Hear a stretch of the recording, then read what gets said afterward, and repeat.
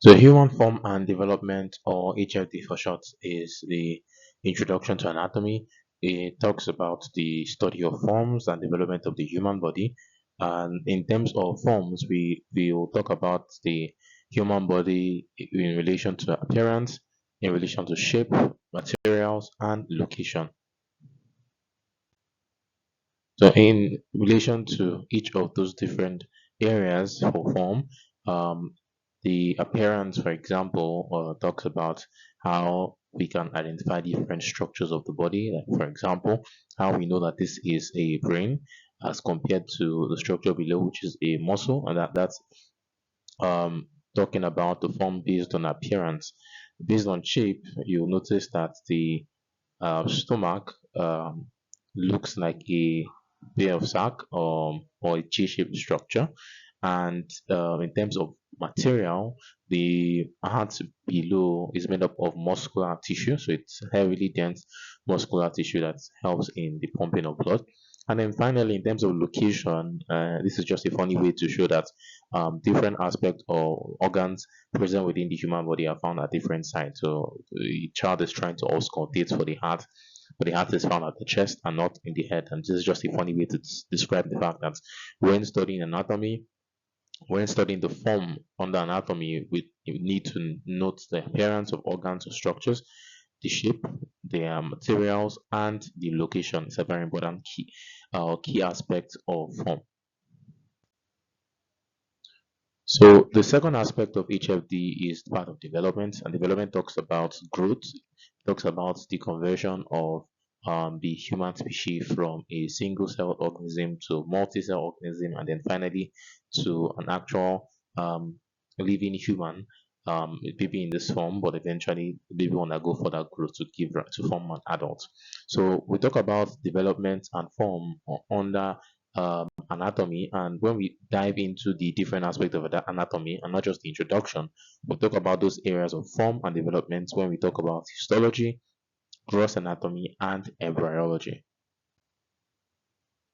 So the disciplines of anatomy, as said before, falls under these three categories, and these categories tend to capture the concept of form and development, the concept of HFD. So the three major sub-disciplines of anatomy include gross or macroscopic anatomy. This talks about structures that we can see with our eyes. Then we have the microscopic anatomy, or what we know as histology, which is structures of the body tissues that we tend to visualize under the microscope. And then finally, we have embryology.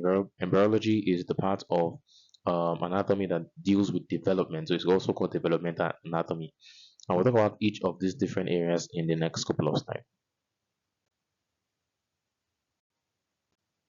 So starting with gross anatomy deals with the study of visible body organs as shown in the picture below. This is an image of the lungs, and the lungs is visible, is a gross structure. When we deal with visible gross structures, that is what we refer to as gross anatomy.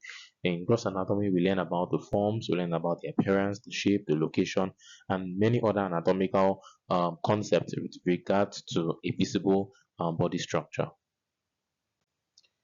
Before diving into detail on gross anatomy, before we can decide to learn the different aspects of gross anatomy, it's important to note that we pay attention to four major key terminologies and aspects of gross anatomy. This includes the regions of the body, what we call anatomical position, anatomical planes, and anatomical relations. I'll talk about each of these next.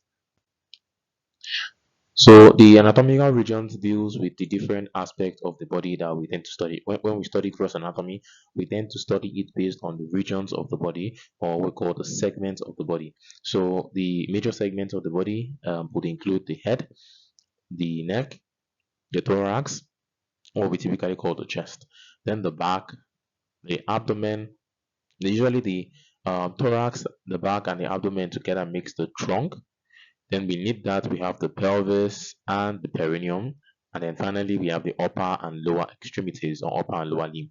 And this is a fashion in which we tend to learn anatomy, especially in school. We start with learning the limbs first. We start with the upper limb, the lower limb, then we learn the thorax, and then we move down to learn the abdomen, the pelvis, and perineum. and then we later on deal with the head and neck and structures within the head and neck, which is the central nervous system. So here are just images showing us those different regions of the body. The face is signified by this beautiful picture of Rihanna. Then the neck, as shown in the image, is also an anatomical landmark that we learn. Believe me, there are a number of important structures found in around the neck. There are muscles, there are nerves, there are fascias, there are organs found around that this tiny region we call the neck. Then we have the chest or the thorax, and then lower down we have the abdomen. So other structures would be the pelvis and the perineum. The pelvis is the area we refer to as the hip or the waist, and that area spans the abdomen down to the lower limb. It connects the two structures together. And then underneath the pelvis, there's the tiny area, what we call the central site, known as the perineum. That's the site that tends to house the penis in the male and the vulva in the female, alongside the inner anus in both genders. Then finally, we have the upper and lower extremities. The upper and lower extremities include the upper limb and the lower limb as shown here. The upper limb includes regions like the arm, the forearm, the wrist, and the hand. And then for the lower extremities, we have regions like the thighs, the legs, and the feet, alongside the ankle and the knees. The second concept under gross anatomy is what we refer to as anatomical position. Now, this is very important to note. When we study anatomy, especially gross anatomy, we tend to describe structures in the body whenever the body is in anatomical position. So, for us to be able to describe any structure, the body must first of all be placed in an anatomical position. So, what exactly does the anatomical position entail? So, it entails the individual or the person we are using to study anatomy to stand upright or at least lie supine. So usually when we're using cadavers in the lab, they won't be able to stand upright, so they'll be lying supine. But the head and the eyes and the toes must face forward. These are very important. The arms are going to be adjacent to the sides, while the palms will face forward as well. And then finally, the lower limbs are close together and the feet are placed parallel to each other. So this is a typical anatomical position, and every structure that we describe in should be in line with the anatomical position. So we can't describe a structure in anatomy if the body is not in anatomical position. Usually that would affect the orientation and affect the relations of those structures. And as you see, one of the other areas of gross anatomy is relations, how we tend to describe different organ structures from one another. And it's important, first of all, getting a proper orientation, which is the anatomical position, before we can make those descriptions. So the anatomical planes are planes that we tend to use in the description of sections of the body, and usually these planes are made by we imaginarily cutting through the entire body and then describing what we see in sections. The planes are essential in understanding cross-sectional imaging, not just in the studying of different body parts in anatomy. So we have majorly four planes, but for the case of explanation, we'll talk about three of these planes which are of most importance. So the four anatomical planes would include the sagittal plane, the coronary plane, the transverse plane, and then the last is the oblique plane, not described in this particular slide. We'll talk about each of these planes next. Starting with the sagittal plane. Sagittal plane is a vertical plane, so it's an imaginary vertical line that passes longitudinally through the body. We draw it from the center of the body or from the sides of the body. So we can have what we call a mid-sagittal, in which we divide the body at the center, or we have a parasagittal plane that divides the body from anywhere beyond the center, as I'm drawing here. So what the sagittal plane tends to do is that it tends to cut the body into two right and left halves, and that's very important to remember. So when we have a sagittal plane, we're looking at the body as either a right half or a left half.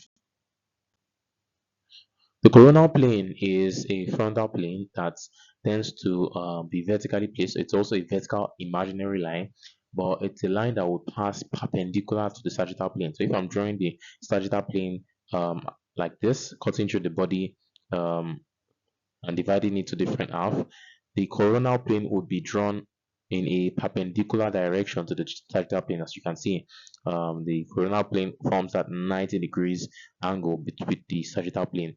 The coronal plane tends to divide the entire body into two halves, but usually tends to divide it into an anterior and a posterior half. As you can see, this plane divides the body into anterior half, that's the parts that we can see here, and then the posterior half in green is the part at the back. The third plane in amongst the anatomical planes will be the transverse plane. Now, this is the only horizontal plane that we have. It is transversely passing through the body, and it tends to cut across the sagittal and the coronal plane. It tends to be perpendicularly related to those two planes. So if I'm to draw the sagittal plane, as you'd see, the sagittal plane here and the coronal plane here, you'll notice that both of these planes tend to be at right angle to the transverse plane. In terms of what it does, the transverse plane tends to divide the entire body into two halves, the upper half, or what we call the superior half, and the lower half, what we call the inferior half. So let's talk about the anatomical relations. This refers to the relationship between different body parts as compared to one another. We use different terminologies in describing the relationship between different parts of the body. For example, we use languages like superior versus inferior, anterior versus posterior, medial versus lateral, and proximal versus distal. Superior versus inferior, this typically refers to terminologies on along the vertical axis. So we say superior when we talk about structures that are found higher up, and inferior to structures that are found lower down. So for example, using the picture down below, the eyes would be inferior to the brows, the nose would be inferior to the eyes, the ears would be superior to the mouth. This is the way in which we tend to use um, terminologies in describing the relationship between structures, and these are just superficial structures. When we start to dive into major anatomic structures in the body, for example, the stomach in relation to the small intestine, we'll talk about each of these, or we'll make use of each of these terminologies in describing those various organs. Another terminology is the anterior versus posterior terminology. In terms of anterior, structures found anterior, structures that are in front, and then structures found posterior, structures that are found at the back in relation to others. For example, the biceps is found anterior to the triceps. You can see the biceps in the arm. This is the anterior muscle of the compartment of the arm, and that is in contrast to the in contrast to the triceps, which is found on the posterior compartment of the arm. So it's found at the back, posterior to the biceps. The medial lateral terminology describes structures that are in relation to the midline of the body. So if you take this picture, for example, draw a line at the center of the picture, that's the midline. Structures that are found very close to the midline are said to be medial. Structures found away from the midline are said to be lateral. So in this particular image, the eyes will be lateral to the nose, because the nose is found closer to the midline. The nose will be medial to the ears, because the nose is found largely at the midline, or is found towards the midline, and the ears are found away from the midline. And finally, we have proximal distal relationship. This tends to be used for structures that are considered to have a beginning and an end. So usually structures like the limbs, or structures like vessels, either veins, arteries, or lymph vessels are usually described as either proximal and distal. And this is because of the fact that they have a termination point and an origin point. So proximal structures, or structures that are described as proximal, are structures that are found closest to the origin, whereas structures that are described as distals are structures that are found away from the origin and close to the termination. So a typical example is that of the limb. So this is a lower limb, and if we are using this lower limb, we have the leg starting at the knee. So the knee is the origin point of the leg, ending at the feet, which is the termination point of the lower limb. So if we are to describe structures, for example, we can say that the knee is proximal to the ankle, or we can say the feet are distal to the leg. So the leg is proximal because in terms of origin and termination, it's found closer or closest to the origin point of the lower limb. and the feet is found at the distal end of the lower limb, and that's how we tend to describe the proximal distal relationship.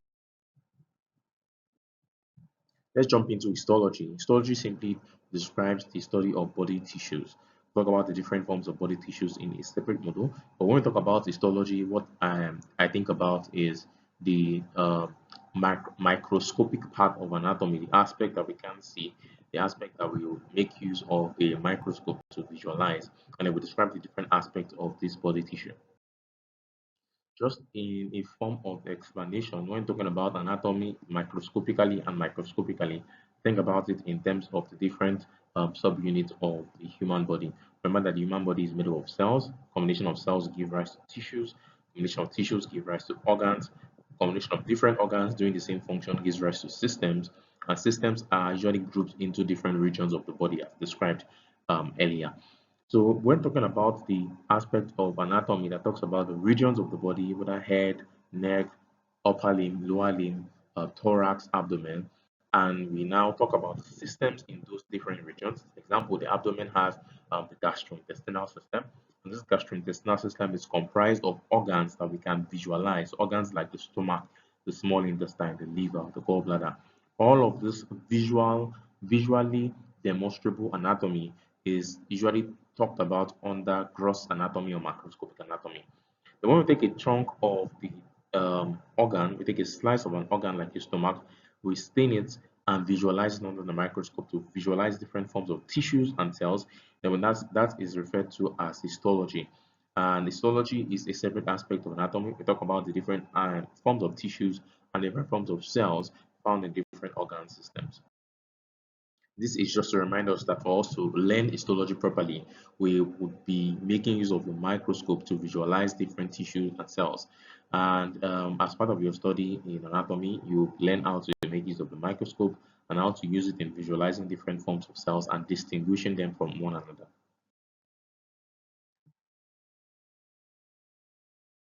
The final aspect of anatomy is that of embryology. Embryology talks about the change or structural development of the human body from fertilization to birth.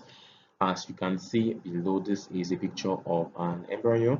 An embryo is formed when there's a fertilization between sperm cells and an ovum or an egg cell, and as a result, that gives rise to a zygote. Zygote further develop into an embryo, and with time that develops into a fetus.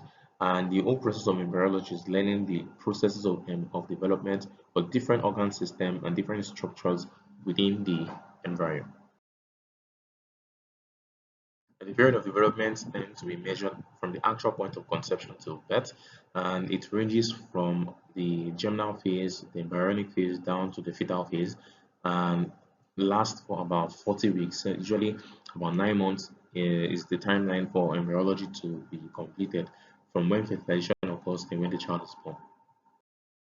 Let's quickly break down each of those different phases of embryo of the period of development. Starting with the germinal phase, this starts from first to second week. In this phase, we have fertilization being the starting point, followed, followed by implantation, then the formation of the bilaminar disc. Then, followed by that, we have the embryonic period, which ranges from the third week to the eighth week. In this period, we have gastrulation occurring, and then finally organogenesis for during that particular phase. Organogenesis is just development of different organs within the embryo. Then finally, we have the fetal period. Fetal period lasts from the ninth week till death. What occurs is that all organs are formed around this time. What just happens is that we have further growth and differentiations of organs and tissues that have been formed at the embryonic phase. And that concludes our module on the introduction to anatomy.